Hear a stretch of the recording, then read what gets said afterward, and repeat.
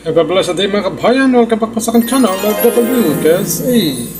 Ganito dapat mga kabayan ang pinaparaming empleyado sa NAIA mga kabayan. Hindi yung kanya-kanyang nakawan sa mga bagahe ng pasahero, lalo na ng mga pauwing mga OFW mga kabayan. Nakakalungkot masabihin, totoong may nangyayaring nakawan sa loob ng NAIA.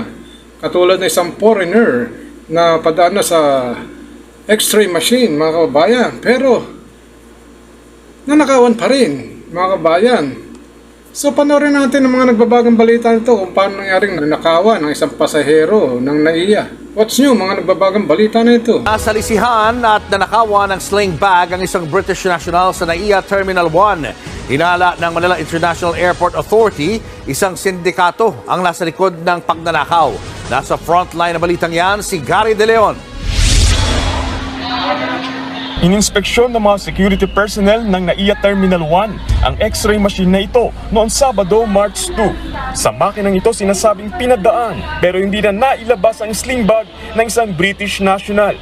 Hinala ng dayuhan, ninakaw ang kanyang bag.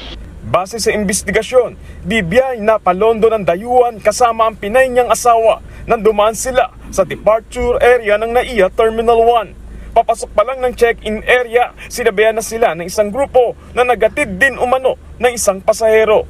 Nasalisihan umano ang British national habang nasa X-ray machine at kinuha ang kanyang sling bag.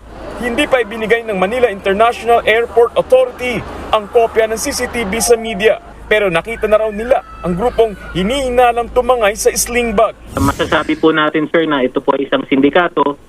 Dahil sa kanilang kilos po sir, no, mapapansin po natin na sanay at talaga pong may sistema po sila. Magmula dun sa pagkuha ng sling bag hanggang po doon sa pagpasa sa mga nakaintay po sa labas.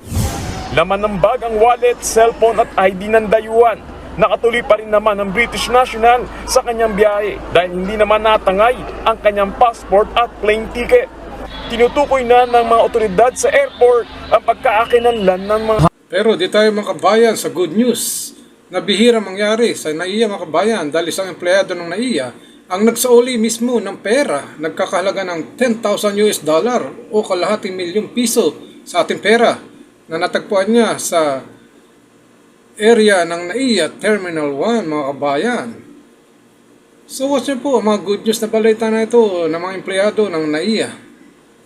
Hanga-hanga ang ginawang katapatan ng isang empleyado sa Ninoy Aquino International Airport na nagsauli ng napulot niyang 10,000 US dollars. Kinilala ang tapat na empleyado na si Victor Perez na isang porter sa NAIA. Ayon kay Mang Victor, natagpuan niya ang pera sa may East Bridge ng NAIA Terminal 1 sa may arrival extension noong April 13. Kwento niya, iniipon niya noon ang mga pushcart nang mapansin niya ang perang nasa sahig.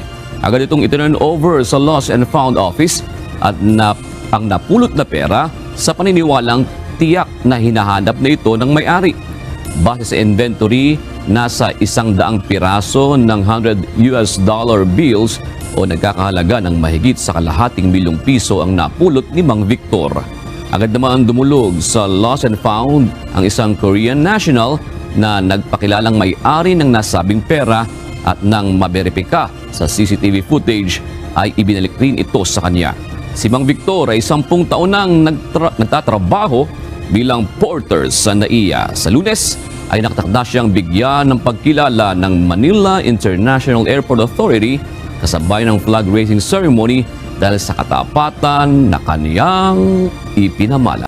Sana ganito lagi ang mga balita na napapanood natin mga kabayan tungkol sa NAIA. Napakasarap pakinggan at panoorin.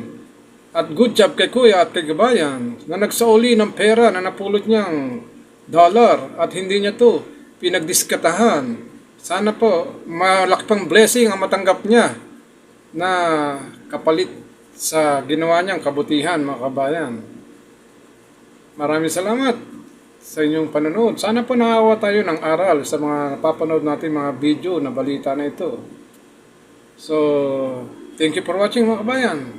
To God be the glory.